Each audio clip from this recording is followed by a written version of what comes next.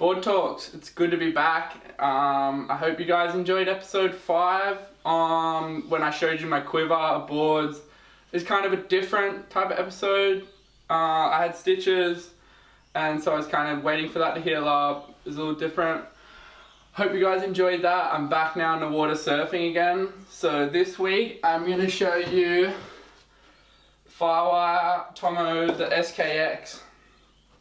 So I just weighed myself. I weighed in at 67 kilograms, which is about 147 pounds maybe. I'm not quite sure, 150 pounds.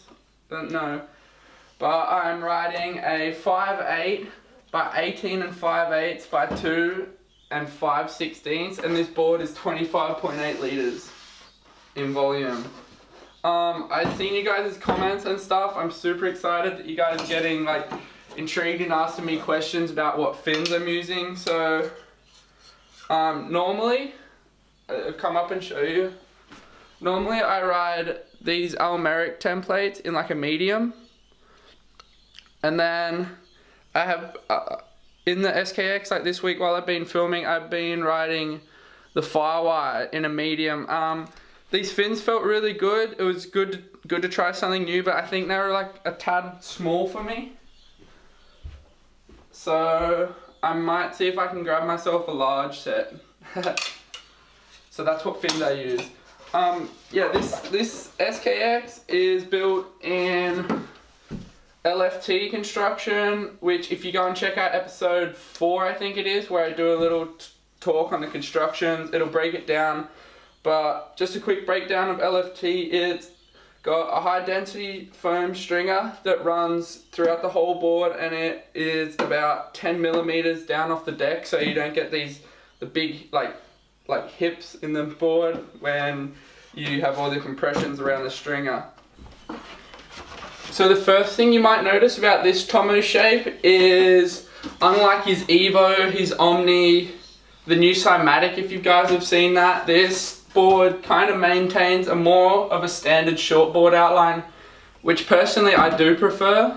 As, I don't know, I think like when you're paddling, I guess it's kind of nice to look at a nose. I mean, I know I'm not gonna, I know there's going to be people that disagree with that, and that's super cool, and don't get me wrong, I love riding those stub nose boards, but I really do enjoy the SKX.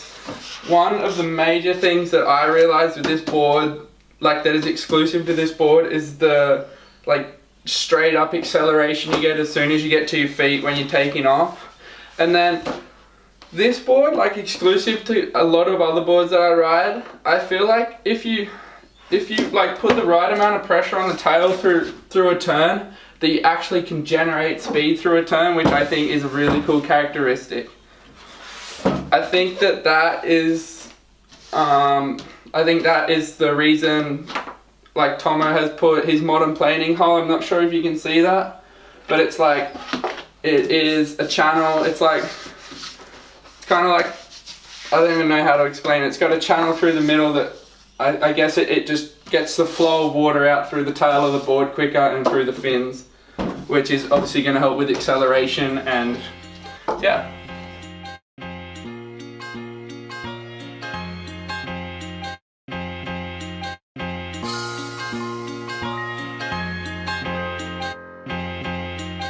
Check it out. You're listening to Royal Audio Tunes.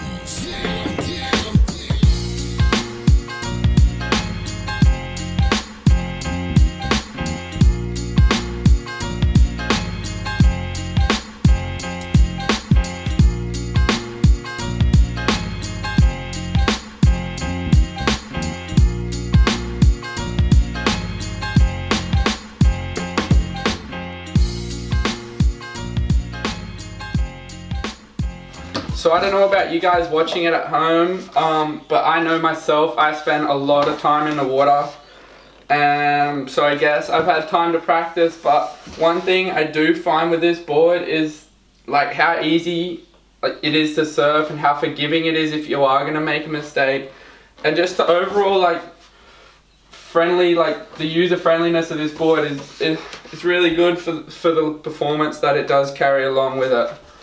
So I think that is a plus for anyone that's looking at getting an SKX, because I'm sure that you're going to be able to have fun on it and enjoy surfing. So you can really see here on this turn see how much speed the board generates throughout that carve. That is from the modern planing hull that Tomo's put in the board, and I think that is a really super cool aspect of the board.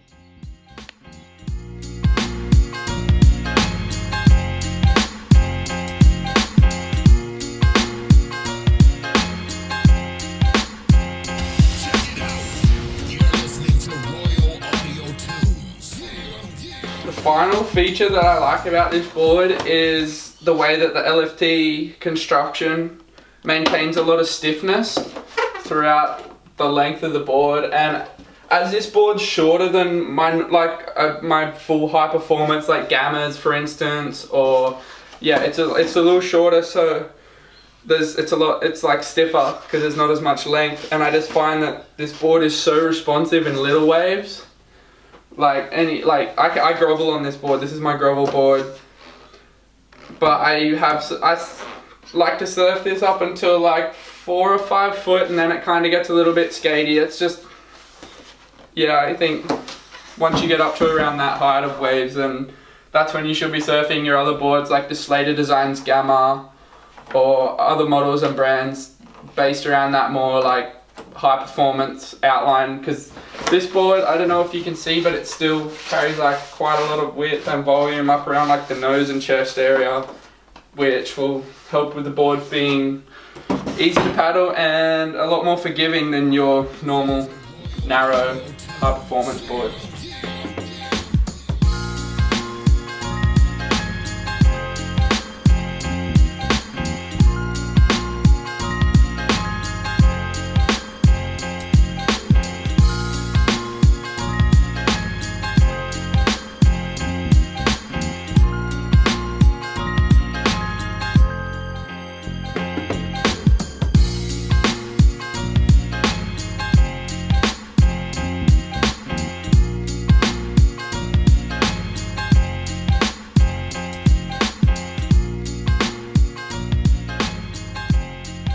So yeah, thank you for watching episode 6 on the SKX. I hope you enjoyed it.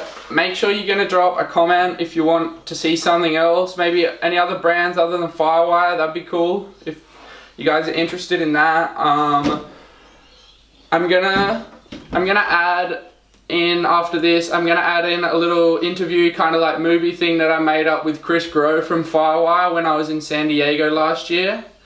It was a little interview that I done on the SKX and my thoughts on it in Californian waves. So if that relates to any viewers in the States, I hope you enjoy that. So keep watching this video and I'm gonna put it on now. Make sure you like and subscribe to the channel, and I'll see you next Monday for episode 7.